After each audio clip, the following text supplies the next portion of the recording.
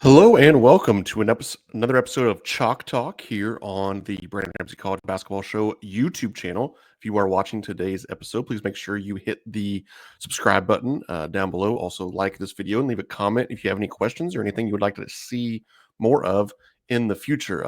Really appreciate all the great response from the last episode of this, where I broke down Kentucky's Peja action. That seemed to go over really well. So today we're actually going to do a little bit of a live film watch along here from a portion of the Alabama Kentucky game. This is the portion of the second half, late the second half, where Alabama went on their 9-0 run that, for the most part, pretty much ended up winning them the game. It went from 81 to 81 with just over 5 minutes to go to 90 to 81 a couple of minutes later. So you're going to kind of get to see my process of breaking down the film, and we're going to critique on both ends of the floor what ended up being the pivotal point in one of the biggest games of the college basketball slate on Saturday. So let's go ahead and get right into it here with the first of, I think, about 8 or so possessions that we're going to talk about. Obviously, we know that Kentucky has some issues in ball screen defense. This is LeBaron Philon, number 0, coming off of a downhill ball screen set by number 15, Jaron Stevenson. You have Jackson Robinson and Ansley Olminar involved in the action here. Ansley actually does a pretty good job initially here in drop coverage. This is what you want to see. Active feet. He's staying lower than the roll man while also staying in front of the ball, trying to let Jackson Robinson recover and get back in front. However, he never really is able to do that. We'll just let it roll here live so you can see the play develop.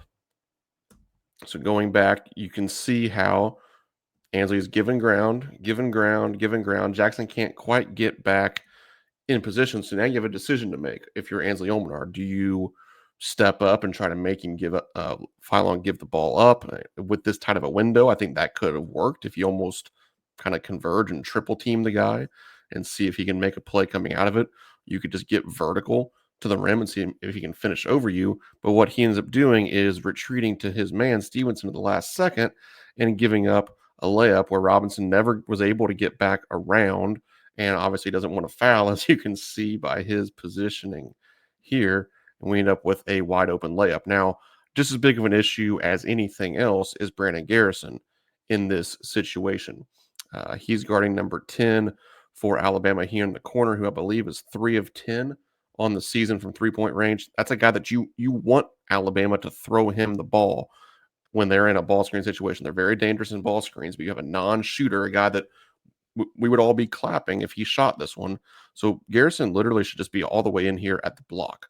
Just immediately take away any chance of driving it, step in here and make him throw that ball to number 10 in the corner. There is no reason for him to be treating that like that. That's how you would be if you're guarding Sears. That's how you'd be if you're guarding Youngblood, but not number 10 here in the corner. He just needed to get all the way in here and not let it just be this two-man game between Robinson and Olminar giving up this layup.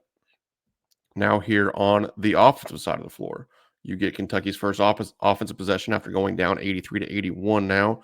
You get a little switch on the ball screen. Butler in isolation ends up with this step back three. Butler made one, I believe, in the first half when Alabama went underneath a ball screen. And those are the ones you want him to shoot, all of those. Even if it's a little bit of a pullback or step back, you want him to shoot anytime that the guys go under the ball screens. Those are the ones he's going to make. Here in isolation, though, especially with 18, 19 seconds on the shot clock, I just don't know if this is a good shot when you've never really ran any action. I don't think there was a pass at all. There was just the one ball screen. You got to switch and decided to shoot it. This is the kind of the hero ball that's plagued Kentucky at times when things aren't going well for the Cats. And it doesn't come from a place of selfishness. Labatmo's trying to make a play to help his team win the game, but that's just not the strength of this team. Needed a better shot in that situation. Now you're going to see another tough ball screen situation. They sort of ghost this one with number 8 Youngblood. As LeBaron Philon, number 0, gets downhill. Again, we'll start with letting it play through a little bit so you can see the play. Just downhill, dumps it off, gets fouled. Number 10 makes one of 2 free throws here. I think there's a couple things you can talk about here. One, Generally speaking, you want to switch any guard on guard ball screening action, but if there's no screen, there's no switch. That's something that you say a lot in coaching. This is a ghosted screen. There's really no switch. He just kind of slips it to a pop.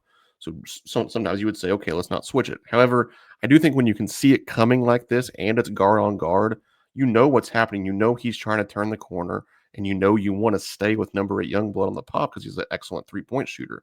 So just go ahead and switch it. Like break and say, I got him, and then Oweh can turn around and stay attached to Youngblood. So I would have liked to have seen them switch that action. I think that would have kept Phylon from being able to turn the corner and get downhill. Don't blame Lamont Butler here. I really would prefer him not even to be doing that. I'd prefer just more of a stunt and recover to Sears, but that is fine there. What probably needs to happen here, especially as Williams steps across to protect the rim, which I want more and more of, number 15 is a non-shooter. He's another guy that you want them to throw him the ball. So Andrew Carr needs to just get all the way down in here. Again, especially as Williams comes across, crack down and take number 10, or crack down and make it harder for Phylon to make a play here.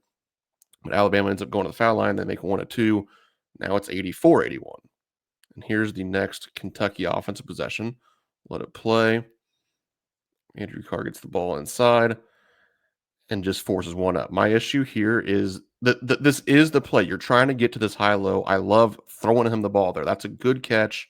That's a good spot. When he's isolated like that around the SEC logo, that's where Andrew Carr is really at his best, if we're being honest. Now, I think that it was pretty clear on Saturday that the back issues were bothering him on both ends of the floor. He was not the typical Andrew Carr that we've seen this season. But there's times where you just have to live to fight another day. Just because the play was ran for you doesn't mean that you have to shoot the basketball. He has a 6'11 guy in between him and the basket. He gives up his dribble after his one bounce, so he never got a chance to go anywhere.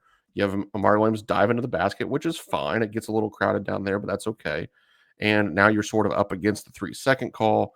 You know that you need to make a decision, and he shoots it back into him with his right hand over his right shoulder. And that's just not a very good shot. Now, one thing, Kentucky's been excellent when the ball goes in the post this year at getting some perimeter action, usually some sort of an interchange or a split action of some kind, or two guys come together. One's going to back cut, one's going to pop, whatever it may be. And you have 3 guys here standing. So somebody probably needed to make themselves available and kind of yell at Carr to get him to throw it out. But still, this is just a forced shot. Now you have 2 straight offensive possessions where you got no good looks. Again, it was just guys forcing shots, trying to make a play, but didn't get anything good offensively now for 2 straight possessions. Now you get a great defensive play here from behind. Lamont Butler's cracking down on Mark Sears from behind. It gets the block, and we're playing in transition where Kentucky's at their best. And he jumps to pass and just throws it out of bounds. It's so hard to critique Lamont Butler as the dude had 8 assists and 1 turnover, and he's elite defensively, but he still has to be held accountable on film because this is such a massive possession where you just had 2 straight bad offensive possessions. You had to get something good here, and there's nothing wrong with still pushing it in transition because honestly, that's the easiest place for Kentucky to get good looks. But I think you have to think here as he sees Andrew Carr, like what's Andrew Carr going to do with it if he catches it there on the wing? He might shoot it, but I think after 2 straight bad possessions and Andrew Carr 3 with 25 seconds in the shot clock isn't really what you want. So with Mark Sears right on him here, I think that at this point, you just need to, again, live to fight another day. He just needed to kind of circle it back out. You know, Marlon's coming down in trail here. And probably what you then get into is you hit Amari Williams, and then you're right into zoom action for Kobe Bray. You can come off, Lamont Butler can back cut, a lot of different options there. But now you have a third straight kind of just wasted offensive possession, 2 bad shots, and now a turnover. But it's still only 84-81. Alabama's offensive possession here. Again, we'll let it play through. They try to run something for Grant Nelson. Loose ball, a little bit of a broken play now, but Kentucky's back. They're matched up. You get Phylon downhill, draw some help. Youngblood makes the 3. So first here, this is pretty darn good defense all around. You're cracking down off of Phylon, which is good. He's more of a non-shooter. I know he went 3 for 5. That's just part of it. You have to play the percentages. Great block by Amari Williams here. Nobody's fault really not for not coming up with that one, but that's just sometimes the difference in these games when both teams are really good. Alabama happened to be able to get this loose ball. And then as Phylon drives it, I wish that again, as the ball is driven towards you, I would like to tighten up to shooters. It's not going to be Kobe Brea's fault if either Phylon lays it up or he drops it off to Diabite, whatever it may be. That's not going to be his fault. His priority and really his only job is to take away Youngblood from 3. So I wish he would have helped less. I would have rather given up a 2 than a 3, to be honest. Like, yeah, that's probably a dunk right there, but that's worth less than the 3 points here. But he does a good job. He actually gets a little bit of a piece on the ball. This is a very urgent closeout. I like it. That's a relatively well contested shot, but that's what really good shooters do. They make some of those. So now all of a sudden it's 87-81, and you start to feel it slip away. Now, it's funny. I didn't even notice this when I was watching the game before, but what I had just outlined in the last offensive possession is exactly what Kentucky gets to here. The exact zoom action that Lamont would have had if instead of trying to throw the ball across court, jump in the pass to turn it over, throw it to Andrew Carr, if he just would have hit the trail. And Amari Williams, now we're into this zoom action with Kobe Brea coming off. And guess what? It actually works to perfection. They're chasing Kobe Brea over the top, as they have to do because of his shooting ability. Then you get Amari Williams on the roll there. But Alabama covers it up pretty well. You're on to the next side. Another side ball screen. Move it. Now you're just right back into zoom action. This is where it kind of starts to turn into almost continuity for Kentucky. Another zoom action coming here. And this time Lamont Butler is able to turn the corner and get downhill. And this position right here is where Alabama scored every single time down the floor. When they got the big man to commit a little bit, when they had the ball handler's man on their hip, this was 2 points every time, and it needs to be that. Like, look right here where the ball is, and like, could Amari Williams maybe have had his footwork a little bit better and found a way to catch that ball like right now?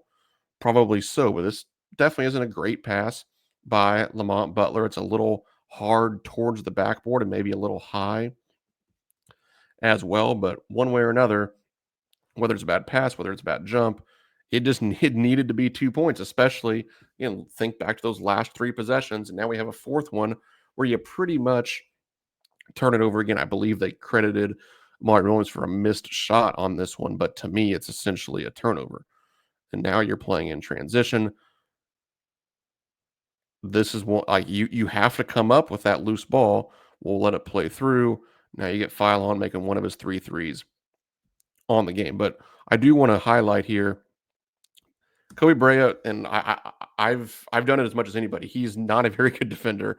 He's a guy that just seems to get scored on a ton. But his urgency in that closeout where Youngblood made the 3 on the last possession, and then here, we're pretty high level. Like, he's in a really precarious situation here of trying to protect the basket, stop the ball, and match up with the next most dangerous guy all at the same time because he's the only one back.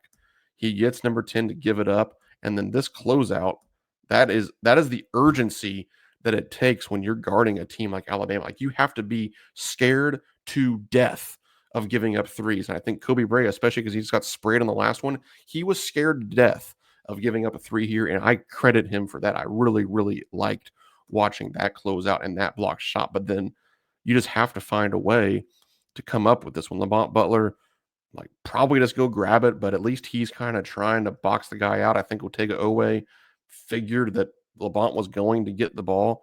But still, like, in this situation, you need that urgency, that the same urgency that it took for Kobe Brea to block that shot we needed from Butler, we needed from Owe to come get this shot, because now you're sort of in scramble mode.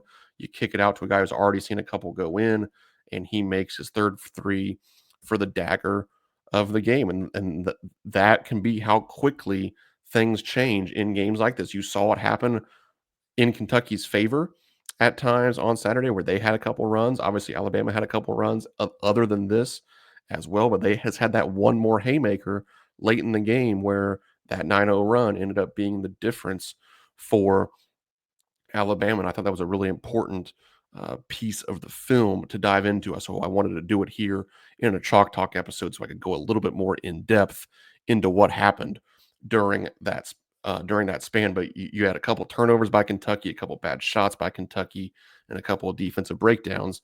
And ultimately, those are the types of things that are going to get you beat. Now, you could have seen Alabama miss a couple of those shots. Maybe Kentucky handles the lob a little bit better, and everything could have been different. That's just that's how fine the margins are in games like this. But tough stretch for Kentucky. When it came to winning time, Alabama was just a little bit better on Saturday, but that could be different next time around. These teams will face off again down in Tuscaloosa, and certainly once again be appointment viewing for college basketball fans across the country. Thank you all for tuning in here to episode 5 of Chalk Talk, a little live film watch along. Um, if you aren't already, please follow me on TikTok and Twitter at BRamseyKSR. I appreciate you listening. Like, comment, subscribe, and thank you for being here.